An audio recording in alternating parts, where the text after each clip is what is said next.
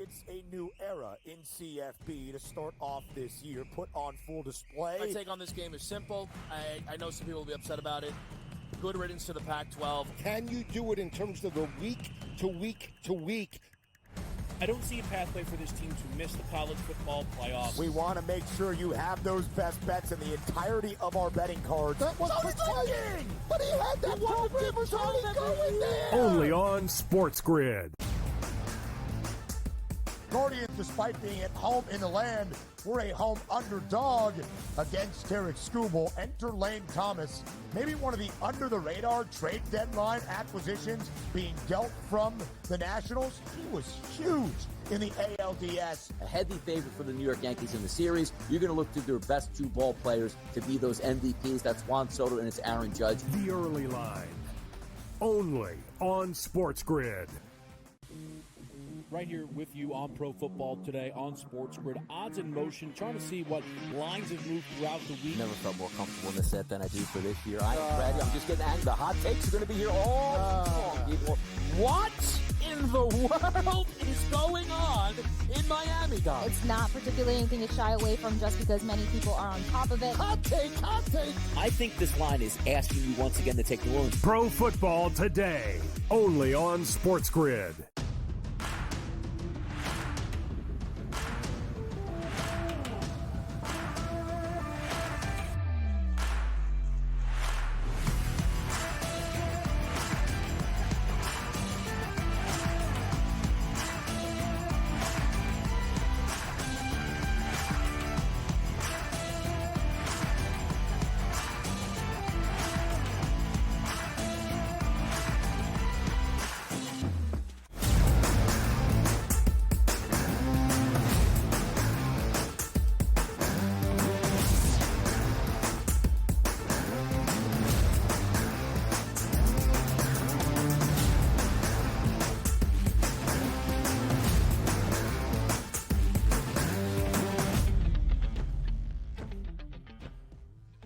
Time to rise and grind right here with us on the early line, Sirius XM channel 159 right here on the SportsGrid Network. And my goodness, the hot topics are going to flow today. And over the next 3 hours, we are going to hit every single topic you need to know to get the stage set for tonight's Major League Baseball action. This week's NCAA card, this week's NFL card. You got WNBA action, a little bit of golf mixed in. It's how we do it. I'm Donnie Rightside. He's Dubs Anderson. We are ready to go. Dubsy, the energy, never been better for today. It's never been better. We're not lacking on that side of things, Donnie. No. Happy hump day. Let's get after it. A little playoff baseball in the mix. Starting to heat up. Cannot wait for a little Thursday night football. We have plays on top of plays. This is my favorite couple of hours, at least for Wednesday's morning anyway there, Donnie. But happy to see you, my guy. Let's get after it. Yeah, let's do it here because yesterday, by the way, we are going to get to a lot of football topics, but typically, obviously, the NFL is playing Sundays, Mondays, and Thursdays, but Tuesdays have been absolutely bonkers in the NFL, and we got a lot of hot topics to get to. But before we get there, Major League Baseball, the LCS taking place in New York City yesterday. That's the Yankees 6, the Guardians 3. Aaron Judge finally on the board, a couple RBIs, which included a 2-run home run in the 7th inning. The New York Yankees, Dubsy, 2-0 series lead over those Cleveland Guardians. All rise for Aaron Judge. It was only a matter of time before the big fella decided to show his face, and what a performance this was. This could be the spark that catapults the Pinstripes into the World Series. They're now leading 2-0. That was a fantastic showing to get that win 6-3, and they really controlled it from the jump. The Guardians were playing catch-up baseball as soon as we got out of that first inning, but for Aaron Judge, certainly needed off such a strong regular season. We just haven't seen that form come in to October, but absolutely found it in spades there last night. So a big win for the Pinstripes, and that may be just the deciding factor as they try and go 3 up on Thursday.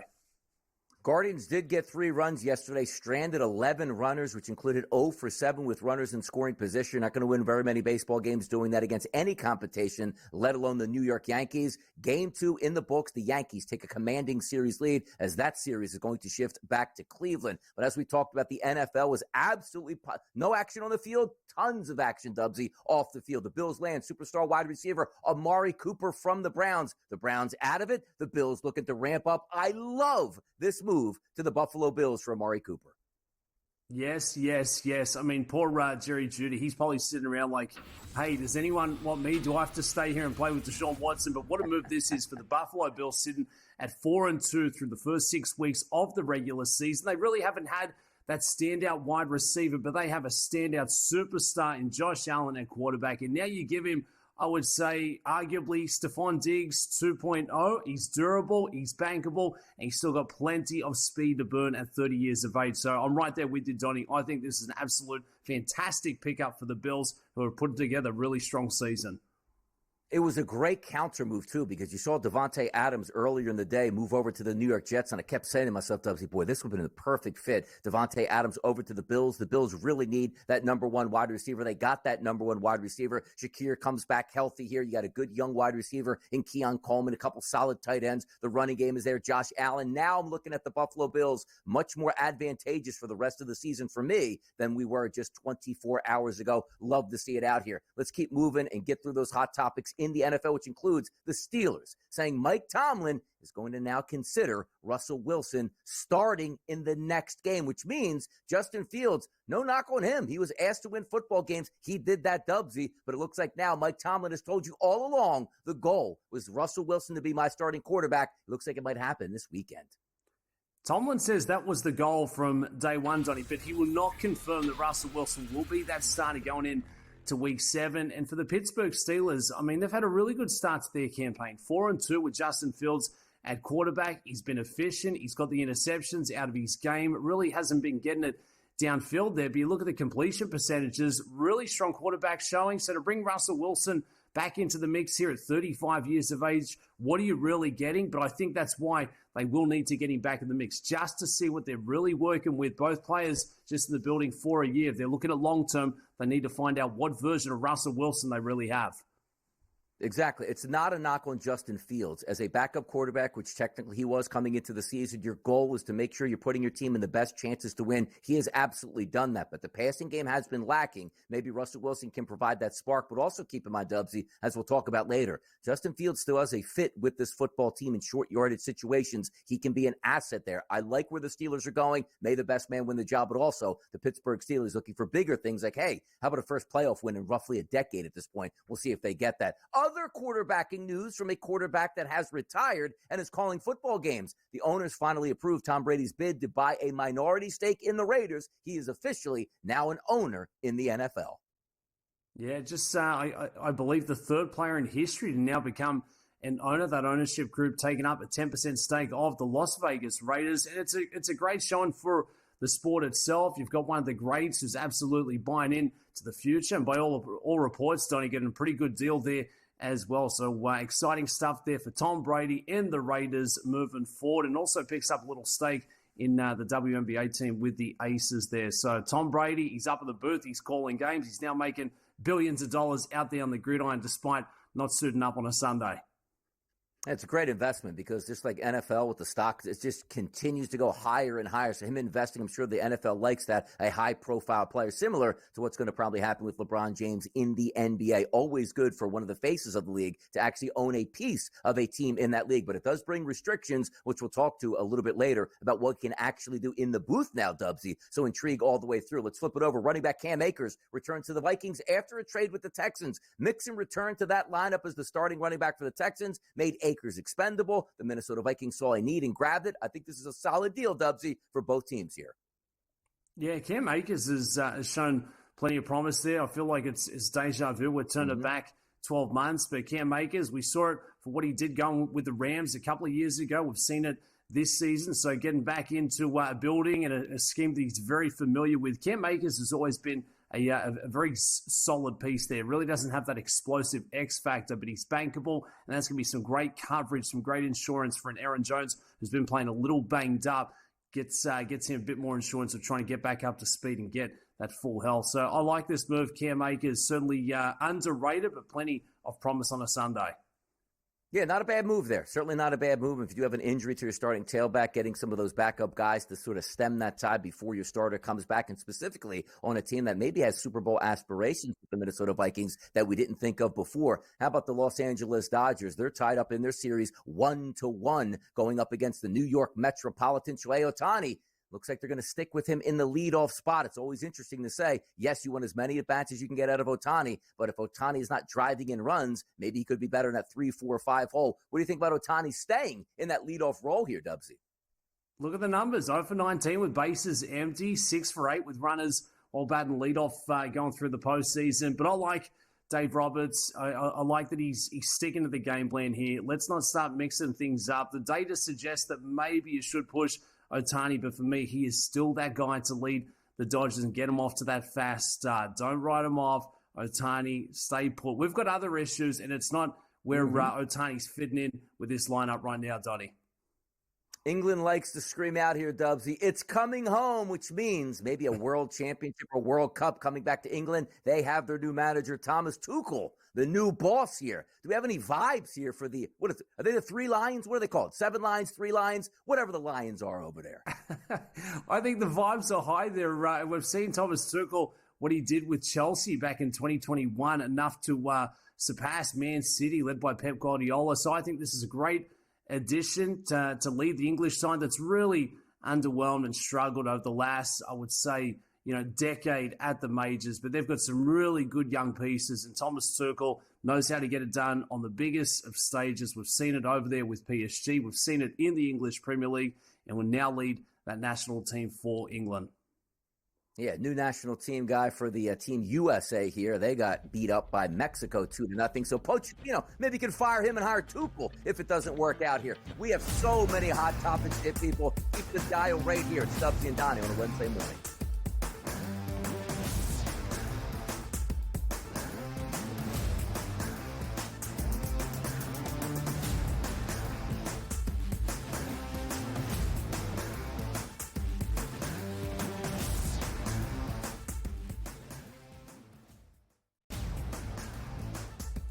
Guardians, despite being at home in the land, were a home underdog against Tarek Skubal. Enter Lane Thomas, maybe one of the under-the-radar trade deadline acquisitions being dealt from the Nationals. He was huge in the ALDS. A heavy favorite for the New York Yankees in the series. You're going to look to their best 2 ball players to be those MVPs. That's Juan Soto and it's Aaron Judge. The early line, only on SportsGrid. Anyone that's been to a sporting event, the atmosphere before a game, I think Game Time Decisions has that same exact atmosphere. This is our arena. This is what we do. There is going to be an energy to Game Time Decisions that you will feel night in and night out. The excitement you get when you lock your bets in, when you're figuring out what you want to do, we can zone in on the biggest games each night. I want this to be the place that people come to before the game starts so they feel as ready as possible to lock in their cards. We are going to hit every single one of those markets that you need to know about. We're going to go through every single thing, and I've got a great team behind me that's going to help me get the job done. There is not going to be a better place, I promise you, than Game Time Decisions to get that new information, react to it, and be able to then bet accordingly. We will have everything at our disposal, and we will use that to our advantage. I'm Kevin Walsh. Tune into Game Time Decisions from 6 to 8 p.m. Eastern on SportsGrid. That kid on the 2-point conversion play was wide open on the right side of the end zone, and the kid threw it about 15 rows over his head. People crystallized Georgia and Alabama. They put them on the shelf above everyone else, and they're just not there this year. I thought the kid Beck was great on Saturday, but they barely beat Mississippi State, who is porous. Pharrell Coast to Coast, only on SportsGrid.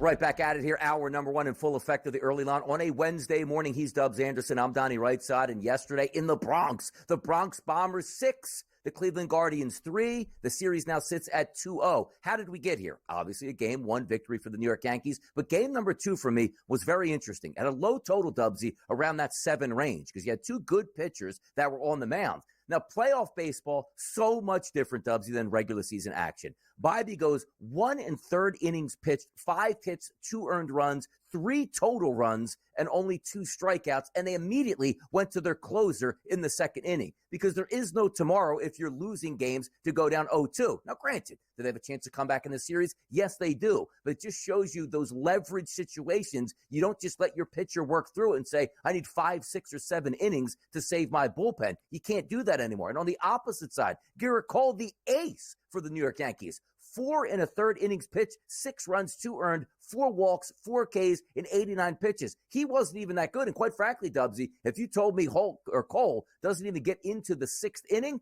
probably would think the Guardians win that game. They didn't. The Yankee bats showed up, which includes Aaron Judge, who's been MIA this entire playoff run. 3 RBI performance for him last night. The Yankees pick up a massive Game 2 win.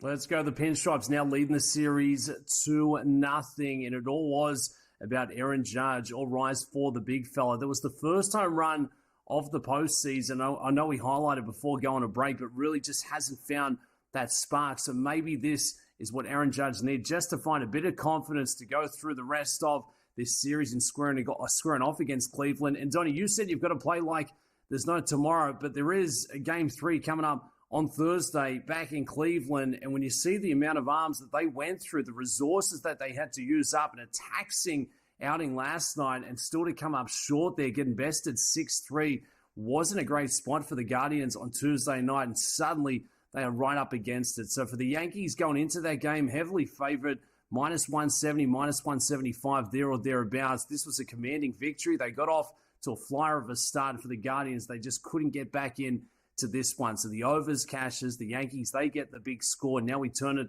to Thursday night there. But for the Pinstripes, Donnie, I mean, they go as far as their superstars go, the likes of Stanton, Juan Soto, and for Aaron Judge, they absolutely need the big fella. They need him to get through this series, and they're going to need him if they're going to make a bit of a tilt there at the World Series, the World Series as well. So great to see the big fella find a bit of form again. Yeah, by the way, the middle of the lineup for the Yankees, Dub, struggled last night. Wells 0 for 4, Stan 0 for 4, Chisholm 1 for 4. But you take a look at the bottom of the lineup, which is so key to set the table for the top. You had 2 base knocks for Volpe, 2 base knocks for Rizzo, a base knock and an RBI for Verdugo. Then you flip it over and look at Gleyber Torres at the top of that lineup, setting the table. 3 for 5 last night, scored 2 runs. Soto chipped in with a base hit, and then Judge with the home run and the 3 RBI. If you can get Aaron Judge going, which means Torres is hitting .292 in the playoffs, .350 for Soto. Judge came in at basically $125 last night, improved to say the least to 167. If those guys are running strong, and Giancarlo Stanton, who did have an off night at 0 for 4, but still hitting over 300 in the playoffs, this is what you waited for the Yankees. Because if you can get that machine rolling, where Judge turns back into his MVP form that we saw for most of the season, watch out for the Yankees, but also the bigger pictures that we'll get to, the pressure that's on the New York Yankees. Boy, is it nice, Dubsy, to take the 2 first games at home before you even go back to Cleveland and really start to turn the screws. I'm impressed by what I'm seeing from the Yankees, because so many times we see it, Dubs, heavy favorites like the Yankees struggle over the first 2 games, the pressure starts to mount. They get up to a 2-0 series lead. That is huge for their psychology.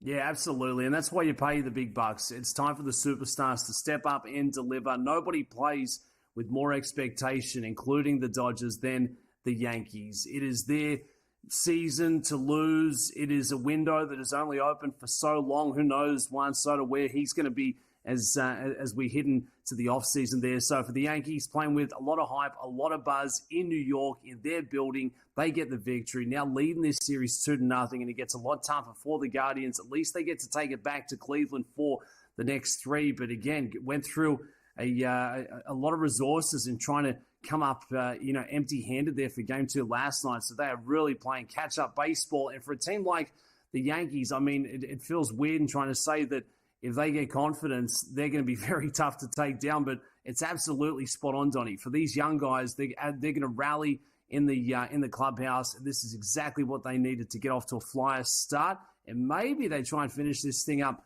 on the road. It's not going to be as easy going back into Cleveland, but they got to love the fact that now they've got that luxury of playing with a bit of house money. It just takes a bit of pressure off some of the younger shoulders trying to get it done. It does. It is hard to hit the baseball in the playoffs. Why? You're going against elite starting pitching. And if that elite starting pitching isn't performing well, they get the quick hook and you go right to a bullpen, which meaning the why you went to the playoffs is probably you had a strong bullpen. Look at the Cleveland Guardians hitting. Stephen Kwan, one of the best hitters in Major League Baseball. Playoff run, 448. As a leadoff guy, that is absolutely tremendous. But look at the next couple batters in that lineup. 167, 167, 214, 280, 100, 174, 0, 250, 0. If you're not getting guys on base, it's hard to drive them in. But yesterday, that really wasn't the case, Dubsy. You take a look at Garrett Cole, who I think is one of the better pitchers in Major League Baseball. We always expect him to have a clean start. 6, 7, maybe 8 innings, giving up 2 earned runs or less. You could have got to him yesterday. And the only fault that lies at the feet of the Guardians is with their batters. Look at yesterday. 11 runners left on base. 0 for 7 with runners in scoring position. They had their chances, Dubsy. They just couldn't capitalize. Yeah, hats off. Bullpen was strong there as well to really support the Yankees late in that one. So for the Guardians, they had their chances, and you've got to make the most of all of these opportunities. Otherwise, you will go missing. And if you go down 3-0, I mean, you look at the chances, you look at the historical data, it is really tough in trying to get back in to this series. So everything is on the line coming up Thursday. And for the Yankees, they know that. They know the Guardians are going to get back into their building. They're going to come ready to play some fantastic baseball. But I like this spot for New York. Surprised there for Cole. Didn't stay out there past the 4th, but the bullpen stepped up, delivered. They're going to have to bank on them moving through, I guess, the next week or so if they want to get the job done. Yeah, we'll see what happens the rest of the way. But the one thing that we do know is the New York Yankees were the favorites to win the pennant coming into the playoffs here. And now you're taking a look at a more decided advantage because they have the 2-0 series lead. We'll see if the Cleveland Guardians can fight back. But the one thing we want to do is let's recenter and reimagine the series. Is there any opportunities to take the Guardians, or will it be all New York Yankees? It's Dubsy and Donnie. It's the early line, and we will be right back.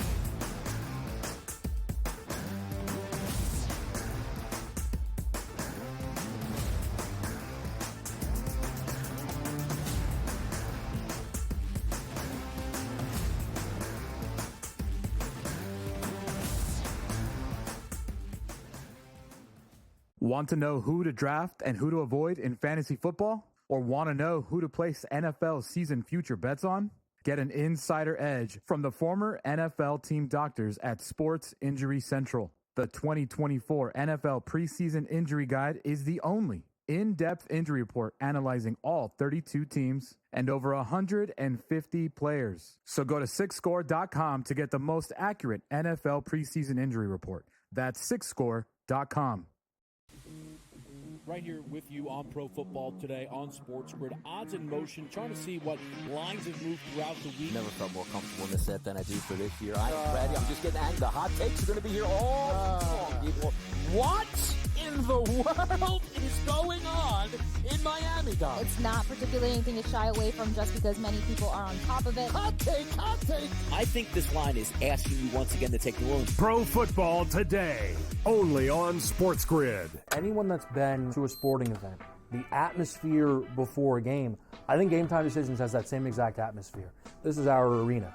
This is what we do. There is going to be an energy to Game Time Decisions that you will feel night in and night out. The excitement you get when you lock your bets in, when you're figuring out what you want to do, we can zone in on the biggest games each night. I want this to be the place that people come to before the game starts so they feel as ready as possible to lock in their cards. We are going to hit every single one of those markets that you need to know about. We're going to go through every single thing, and I've got a great team behind me that's going to help me get the job done. There is not going to be a better place, I promise you, than Game Time Decisions to get that new information, react to it, and be able to then bet accordingly. We will have everything at our disposal, and we will use that to our advantage. I'm Kevin Walsh. Tune into Game Time Decisions from 6 to 8 p.m. Eastern on SportsGrid.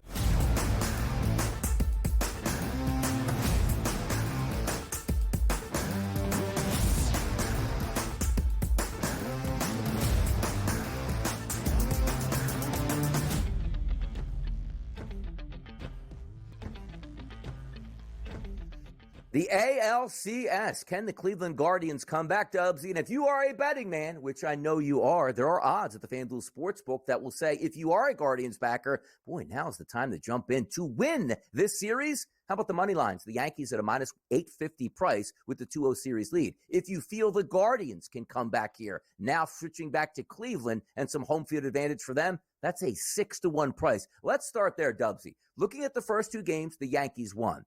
2-3-2 series, which means 2 games at Yankee Stadium, 3 games in Cleveland, 2 games back if they need it in the Bronx. Is there a price point that you're looking forward to? Because, again, we don't like to take minus 850 prices, but if you feel they're going to win the series, that's money you can certainly gain. But if you feel the Guardians, as an underdog, can make this series closer, 6-1 is a pretty good price.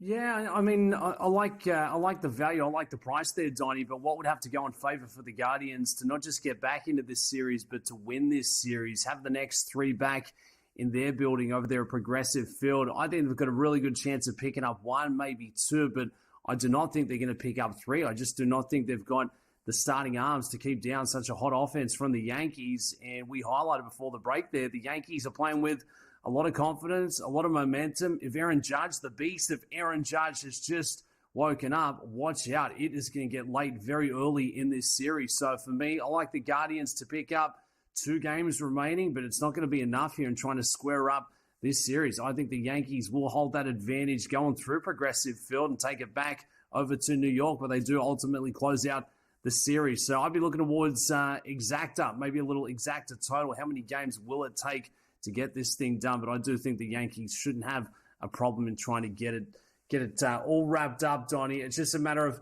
how far can the Guardians go and make this thing exciting. Yeah, it will matter. And also, the worst case scenario for the Yankees is they still get to play at least 1 game in the Bronx because they won the first 2 games. If they lose the next 3, at least you're going home to Yankee Stadium. Obviously, that's not the goal for the Yankees. They would actually like to not play another game at Yankee Stadium, which means they advance to the World Series. But the Yankees win the first 2 games. Let's just say if they split those first 2 games, a little bit more pressure on the Yankees because I understand it would be hard for Cleveland to win 3 straight games. But theoretically, if you just took care of home field advantage for the Guardians, they would win the series and move on. If we look at the games total there, 5.5 games as we look at it, it's just to put that in its simplest form, that means the Guardians have to win 2 games here. I'm not so sure they can do that because you're taking a look at their pitching staff, and it's really just a bullpen by bullpen performance. The Yankees have more frontline starting pitching to go back and can certainly match them in the pen. So if we look at the games here, Dubsy, do we see 6 games, which means we're headed back to the Bronx, or do you figure the Yankees pick up 2 out of 3 games here and move on to the World Series in Cleveland? I think it's going to be that close, Donnie, and especially lean on the bullpen so much. It's really tough in trying to have a big separation there, especially with the margin. So I think the Guardians could pick up 2 of the next 3, and we do take it back to the Bronx. So I'd be looking towards the overs in terms of game total. You highlighted the starting arms we can sort of expect to see there. They really don't have those standouts, but I just think when it's expected to be so close, the odds makers are telling us everything we need to know. I think the Guardians can pick up 2 of the next 3 in their building, and that's it. That's as far as the story goes. We get back to New York, the Yankees close it out, and that is the end. Move on, survive, advance, back to the World Series. First time since 2009 for the Pinstripes. I think they get there. And also the spread here at the FanDuel Sportsbook, the Yankees minus 1.5. And how about this price, Dubsy? A minus plus 320. Some people say, Dubsy, those are the exact odds that will get in the MVP markets for Major League Baseball's American League next year. What do you think about this? It's going to be the big fella again. Aaron Judge, he's waking up. You're getting a good little number, and that market tells us there's a lot of parity. The guys and girls in the restroom, they haven't decided who's going to be the one to catch, but I do think there's going to be a bit of extra juice, a bit of extra sauce towards the superstars going through the rest of October.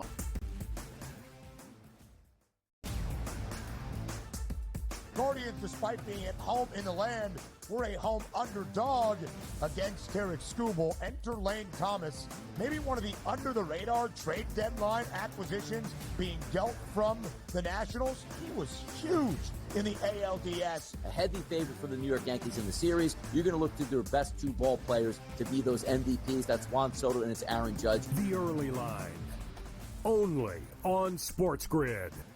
Anyone that's been to a sporting event, the atmosphere before a game, I think Game Time Decisions has that same exact atmosphere. This is our arena. This is what we do. There is going to be an energy to game time decisions that you will feel night in and night out. The excitement you get when you lock your bets in, when you're figuring out what you want to do, we can zone in on the biggest games each night. I want this to be the place that people come to before the game starts so they feel as ready as possible to lock in their cards. We are going to hit every single one of those markets that you need to know about. We're going to go through every single thing, and I've got a great team behind me that's going to help me get the job done. There is not going to be a better place, I promise you, than Game Time Decisions to get that new information, react to it, and be able to then bet accordingly. We will have everything at our disposal, and we will use that to our advantage. I'm Kevin Walsh. Tune into Game Time Decisions from 6 to 8 p.m. Eastern on SportsGrid. That kid on the two-point conversion play was wide open on the right side of the end zone, and the kid threw it about 15 rows over his head. People crystallized Georgia and Alabama. They put them on the shelf above everyone else, and they're just not there this year.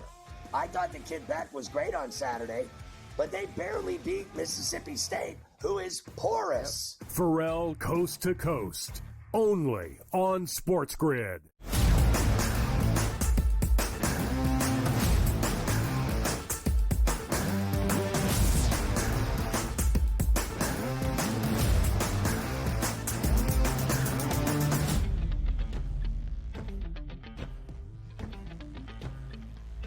It's a done deal, people. Now, I'm actually going to age myself a bit right here, maybe Dubsy also. In the 1990s, when you heard the name Devontae, it was Devontae Swing of Jodeci, a massive R&B group, great singers all the way through. But now we hear Devontae in New York City, it's Davante Adams. Let's start here, Dubsy. He makes the move from Vegas over to the New York Jets. When the news dropped, what was your initial thought?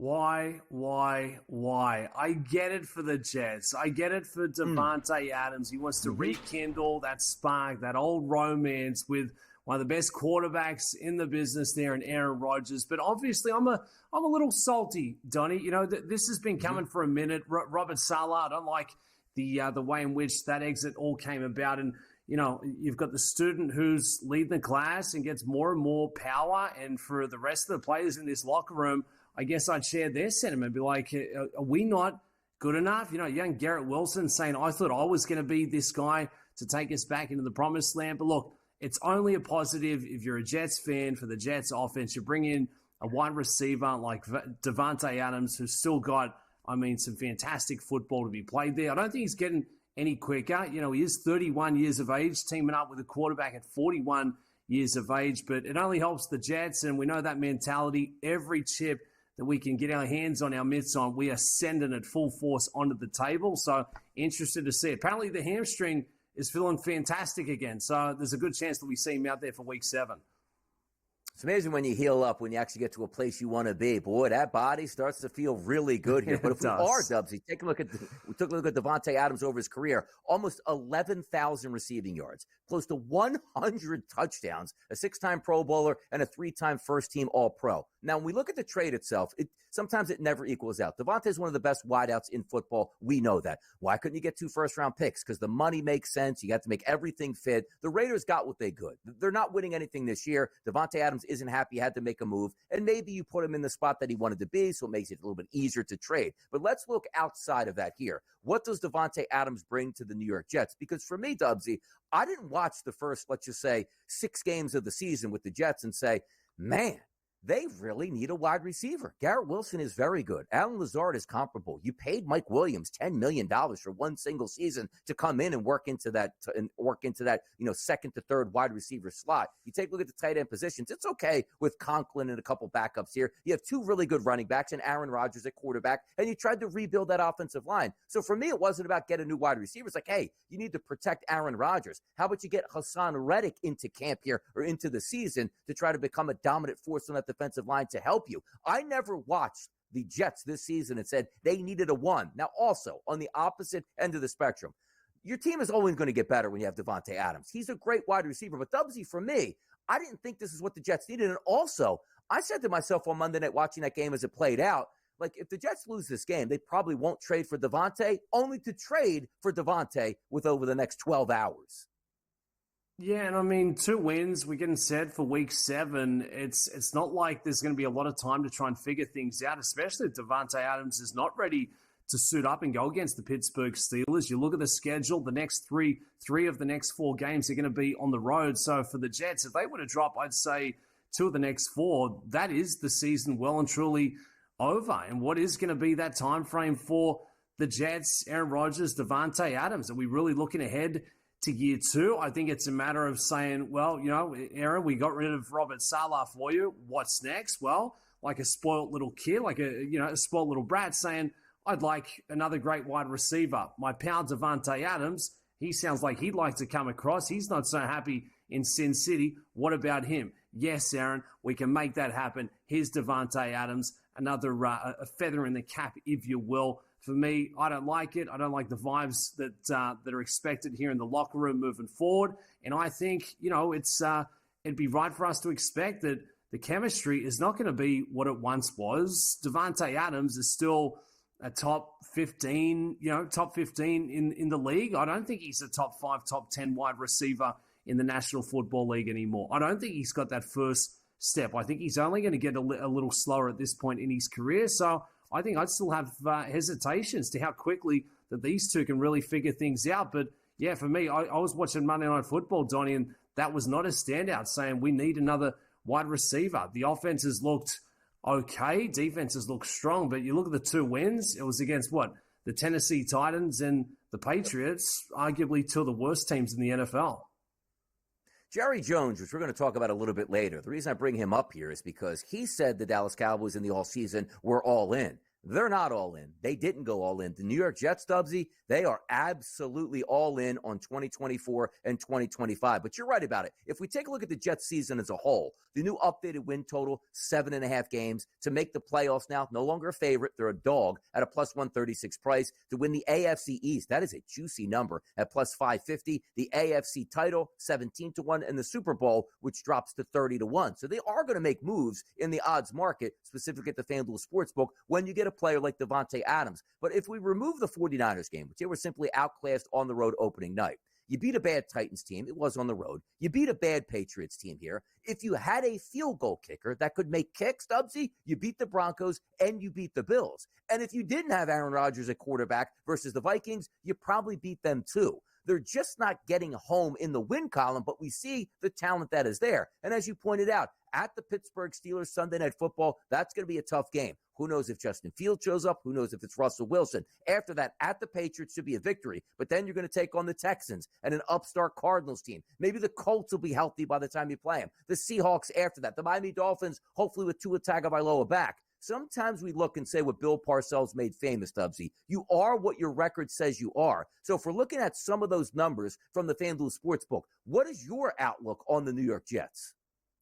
If you're bullish on the Jets, and, I'm still a little cautious here, I think it's that win total at 7.5. If they can really find a bit of momentum, rattle off a couple of wins, going on the road there, 3 of the next 4, if they go 500 through those, the rest of the schedule could be pretty favorable at the back end. You get to go against the Dolphins, the Jags, the Rams, a couple of question marks, the Cards and the Colts. So I'd be looking towards that win total. AFC East, I really don't see the Buffalo Bills coming back to the party. I think they're only going to get better, and especially off that pretty impressive victory there on Monday night. But for the Jets, for me, I don't know, Donnie. I mean, it's that time old tradition, if you will. We look at a sports team and say it's a team of really good players, but it's not a good team. There's just no chemistry, and I just don't think they're going to pick up where they left off over there at Lambeau for the Green Bay Packers. Now we're in that Jets uniform. I think they're just missing that. And I mean, what could we really expect? The head coach, he's got the result. The star quarterback who was meant to come in and take him to a Super Bowl 2 years ago, he's been missing in action for 12 months.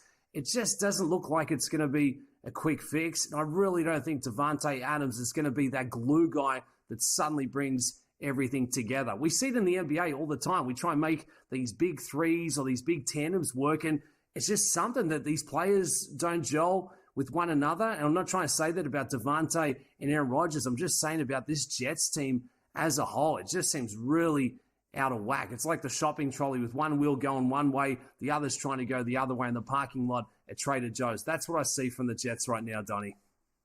You're right. Yeah, the real squeaky wheel, which right now is Aaron Rodgers, and the squeaky wheel usually gets the attention, which he is getting because everybody coming over, it seems like those offensive moves. You know what would even be a bigger impact? We saw Hassan Reddick change agents over to Rosenhaus, and he said, look, we're going to explore trade options here, but we really would like to get a deal done with the Jets. Maybe that would be even more impactful than getting Davante Adams. But the one thing we know as handicappers and just watching with our eyes, it's hard to quit on a team as talented as the New York Jets. Quite frankly, they're 2-4. They probably should be 4-2, but they're not. They might be able to change a lot of ideas this Sunday night. But also, I said the same thing.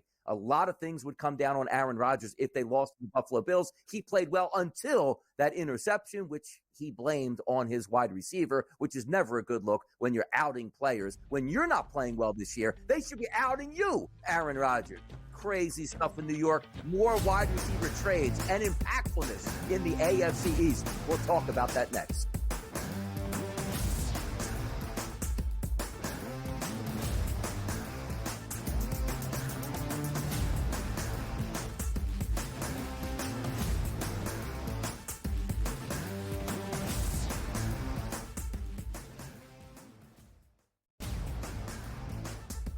Guardians, despite being at home in the land, were a home underdog against Tarek Skubal. Enter Lane Thomas, maybe one of the under-the-radar trade deadline acquisitions being dealt from the Nationals. He was huge in the ALDS. A heavy favorite for the New York Yankees in the series. You're going to look to their best two ball players to be those MVPs. That's Juan Soto and it's Aaron Judge. The Early Line, only on SportsGrid.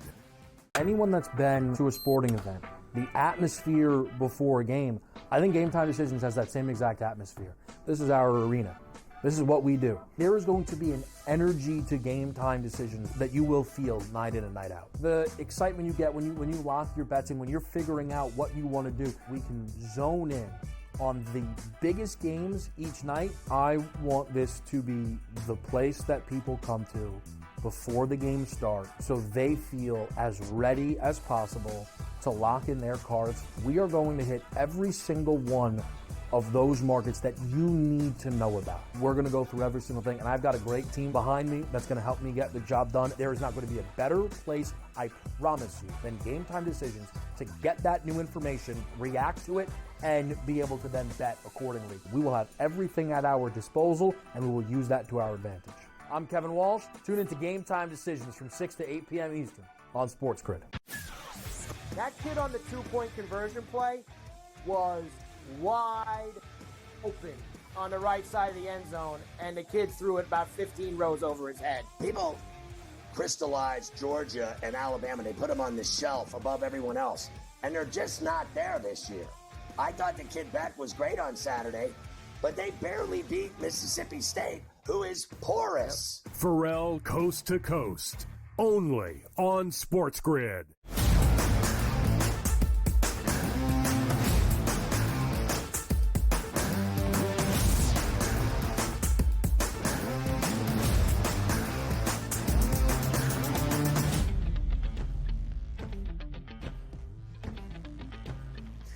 Dubsy, it's an arms race in the AFC East. And let's set the table here because a lot went down yesterday. The New York Jets obviously lost to the Buffalo Bills on Monday Night Football. The Jets said, no, we're all in. We're going to continue to add because I believe, as Woody Johnson says, this is my most talented roster over the past 25 years. And probably so. But the Jets don't have a penchant for making the playoffs. So maybe getting more and more quality players eventually will get them over the hump. So I sat yesterday and said, oh, man, like for weeks I've been saying, if the Bills can get a true number one wide receiver, boy, oh boy, would that make all the difference in my thought process on what the Bills can actually do this season. So yesterday, Davante Adams goes to the Jets. I'm like, man, that would have been a perfect move for the Buffalo Bills. They counter. And as Ian Rappaport reported yesterday, the Bills trading for Amari Cooper, they got him in a third round and a pick swap here, which means the Buffalo Bills get Amari Cooper and a sixth round pick in 2025. Cleveland gets a third round pick in 2025 and a seventh in 2026. So now we have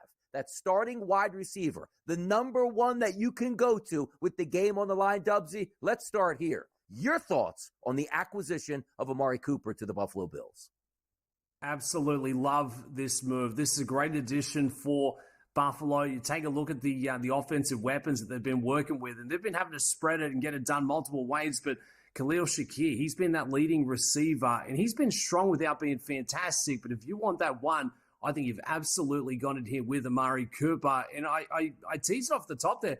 I really do think this is Stephon Diggs 2.0. I mean, 30 years of age, he still looks fantastic. Obviously, hasn't had the box score staffing, stat stuffing numbers to start this year, but arguably a quarterback who hasn't been playing some really good football. So Amari Cooper, at 30 years of age, getting the chance to partner up with a quarterback like Josh Allen, who's putting together an MVP season, I think that's a massive green light. I love the durability that you get with Cooper. You look at what we have seen, the last few years, always seems to be playing north of 14 games, putting up monster numbers. So you put him with a great quarterback like Mr. Allen over there, I think Amari Cooper is absolutely going to shine for Buffalo, and it just gives them a further element in terms of what we can expect with that offense there on Sunday. So it gives them a bit more insurance as well. They really don't have to put that pressure on some of these young guys in trying to take that forward step. They can just sort of ease their way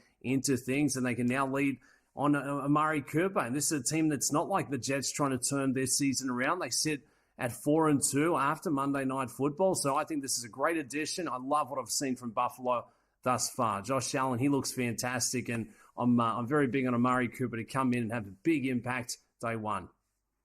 Yeah, we're looking at the two acquisitions in the AFC East at wide receiver. Devontae Adams, obviously the bigger name here, the better pedigree, maybe the bigger story with Aaron Rodgers. But if you want to talk about the better fit, absolutely it's Amari Cooper. Look at what he's done in his career here. Close to 700 receptions. You get close to almost 10,000 yards receiving, 62 touchdowns, and a 5-time Pro Bowler. The guy that can get deep, run precise routes, and also sometimes, Dubsy, you get that change of scenery. You go from a team in Cleveland that's not going to make the playoffs, a quarterback that's struggling as a wide receiver, that's like your worst case scenario. You're just not dialed in. Now you get moved to a team in first place with Super Bowl aspirations with a quarterback that can get you the football wherever you are on the field. That is absolutely massive. So if we look at the Buffalo Bills, before I get to the season-long outlook, let's just take a look at what they're going to be cooking with on offense. A decent offensive line. They got two solid tight ends. They got Keon Coleman, their young rookie that they drafted in the second round. They got Khalil Shakir, one of the better, when healthy, wide receivers out of the slot position that Josh Allen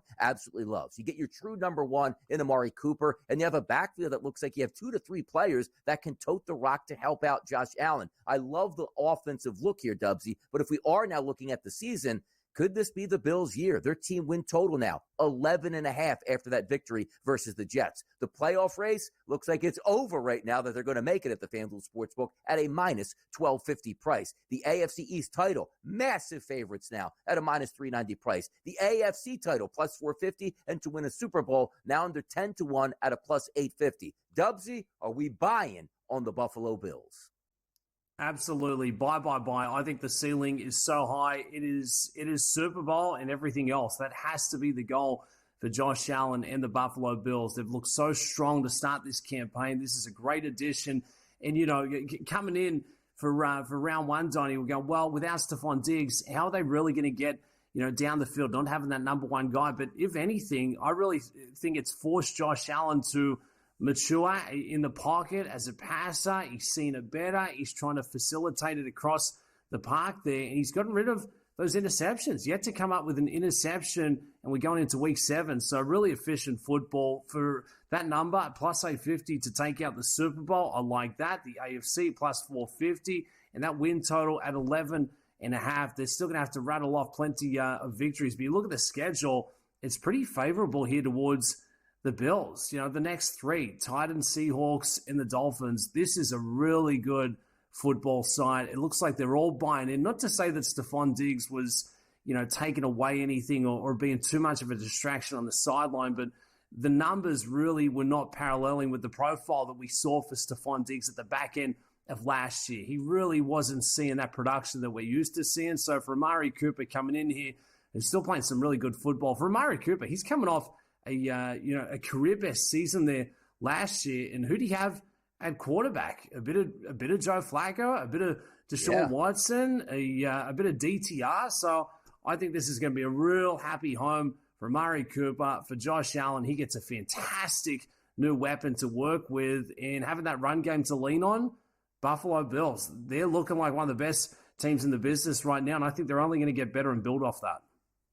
Yeah, I'm excited for them. And also, as you take a look at their record, right, it's 4-2. It's not as if they said, hey, man, we blew a game to New England and we lost to the Cincinnati Bengals. That's not the case. You went on the road and lost to the Ravens, one of the best teams in football. You went on the road and lost to the Texans, who are shaping up to be one of the better teams in football. Then you handled your business. Now, granted, some might say a couple missed field goals here or there. You probably should have lost that game, but you didn't. You still won it, and you're moving forward. The Titans over a touchdown favorite at home. This could be a catapult game, because the one thing as we do look at that schedule, you're going to take on the Seahawks in Seattle, which is never easy. The Dolphins probably with Tua Tagovailoa back by the time you play them. The Colts maybe with Richardson and also Jonathan Taylor back when you play them. The Chiefs, the 49ers, the Rams might be healthy trying to get back into the playoff run. It's never easy in the NFL, but boy, the outlook for the Buffalo Bills for me got so much better with Amari Cooper. Now we go to the get a haircut, Dubsy. We like to get a nice fade.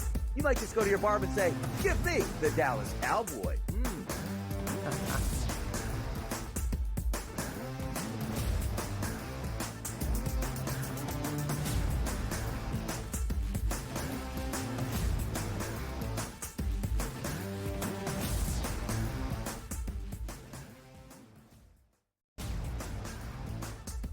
Guardians, despite being at home in the land, were a home underdog against Tarek Skubal. Enter Lane Thomas, maybe one of the under-the-radar trade deadline acquisitions being dealt from the Nationals. He was huge in the ALDS. A heavy favorite for the New York Yankees in the series. You're going to look to their best two ball players to be those MVPs. That's Juan Soto and it's Aaron Judge. The Early Line, only on SportsGrid. Anyone that's been to a sporting event, the atmosphere before a game, I think Game Time Decisions has that same exact atmosphere. This is our arena. This is what we do. There is going to be an energy to Game Time Decisions that you will feel night in and night out. The excitement you get when you lock your bets in, when you're figuring out what you want to do, we can zone in on the biggest games each night. I want this to be the place that people come to before the game starts so they feel as ready as possible to lock in their cards. We are going to hit every single one of those markets that you need to know about. We're going to go through every single thing, and I've got a great team behind me that's going to help me get the job done. There is not going to be a better place, I promise you, than Game Time Decisions to get that new information, react to it, and be able to then bet accordingly. We will have everything at our disposal, and we will use that to our advantage. I'm Kevin Walsh. Tune into Game Time Decisions from 6 to 8 p.m. Eastern on SportsGrid. That kid on the two-point conversion play was wide open on the right side of the end zone, and the kid threw it about 15 rows over his head. People crystallized Georgia and Alabama. They put them on the shelf above everyone else, and they're just not there this year. I thought the kid Beck was great on Saturday, but they barely beat Mississippi State, who is porous. Pharrell Coast to Coast, only on SportsGrid.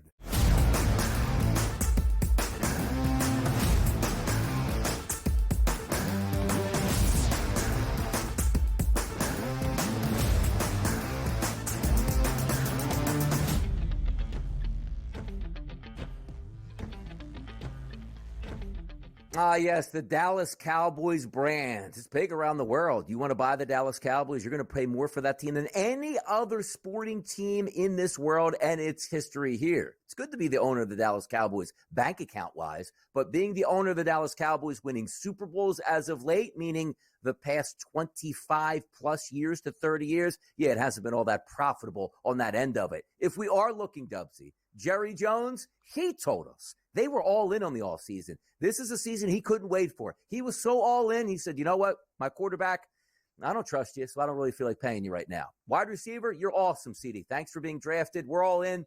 I don't really know if I want to pay you. And boy, oh boy, do I love Mike McCarthy. He's my favorite coach I've ever had. I'm not sure I want to pay you either, which turns out to be a 3-3 Dallas Cowboys team after paying Dak Prescott and paying CeeDee Lamb and still having a lame duck coach. They got beat 47-9 on Sunday. And quite frankly, that score didn't even do that justice. So now we say, all right, Jerry Jones, you love the radio. You love the spotlight. Clarence Hill Jr., beat reporter yesterday for the Dallas Cowboys, on the radio show for Jerry Jones. It states, Jerry Jones to the morning show host on at 10:53 The Fan. This is not your job. Your job isn't to let me go over all the reasons that I did something and I'm sorry that I did it. That's not your job. I'll get somebody else to ask these questions. I'm not kidding. So if you do want to go on the radio and you are the man in charge and you are the general manager and you've owned the Cowboys for darn near 40 years and now you don't want to answer questions about your all-in season that's going up in flames. Jerry Jones on the radio getting upset, Dubsy. What are we thinking about that?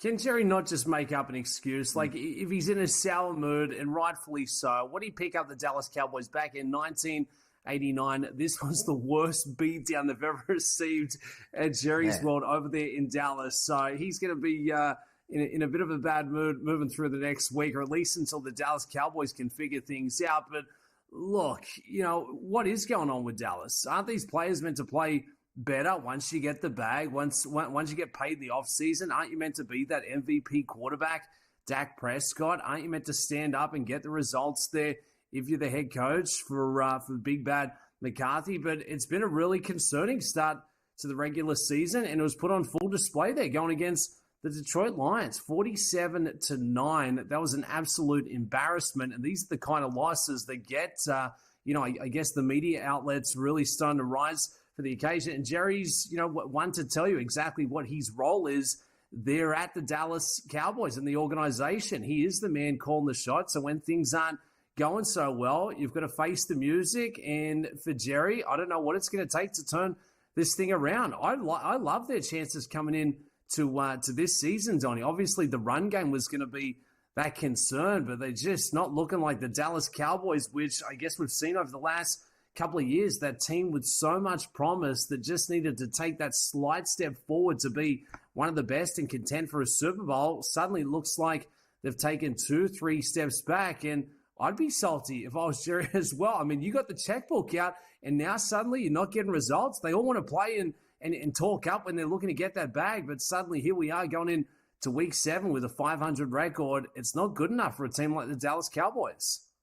No, certainly not. We're used to them being very good, Dubsy, in the regular season. You look at their season as a whole, and I was giving them a lot of credit for going on the road to Pittsburgh in that game that was delayed by weather, having the toughness to be down late in the fourth quarter, Dak Prescott leading a touchdown drive, say, wow, look at that. Dallas, I got to give them a lot of credit for that win, only to roll over against the Lions, who were coming off a bye and absolutely got destroyed. You look at their 3 wins this year, the 3 games at home, all losses. The Saints crushed them. I don't care about the Ravens' 28-25 score. They got blasted in that football game, a lot of junk touchdowns late, and then you roll over to the Lions, 47-9. And, oh, yeah, you're on your bye week. Fantastic. You know who you get, Dubsy, out of that bye? It's the San Francisco 49ers. So if we're looking at the outlook now for the Dallas Cowboys, which had so much promise and they were all in to start the season, their win total dropped from 9.5 now to a live number of 8.5. Their playoff price here, almost a 2-1 to make it, now looking at almost a 2-1 to not make it now. The NFC East, plus 175 to 4-1. The NFC title, 9-1 to 16-1. And the Super Bowl odds, 18-1 to 34-1. Dubsy, is there any chance there's a buy-in point for the Dallas Cowboys? Or do we say, wait a second, they're going to play the Niners, Falcons, Eagles, Texans, and Commanders over the next month and a half? Lights out, Dallas. It's a tough one, Donnie, and it's not like we're sitting here saying, we know exactly what's wrong with the Cowboys. I'm still trying to make heads or tails of what is that missing spark. Is it really the run game? I look at that win total. I don't see how they get there, Donnie. So if you're looking to jump in, maybe now's the time to buy in and take south of that number. For the Dallas Cowboys has not been good enough. It has not been good enough. Hour number 1, it was certainly good enough. Hour number 2, even better. More hot topics on the way right here on the Early Line.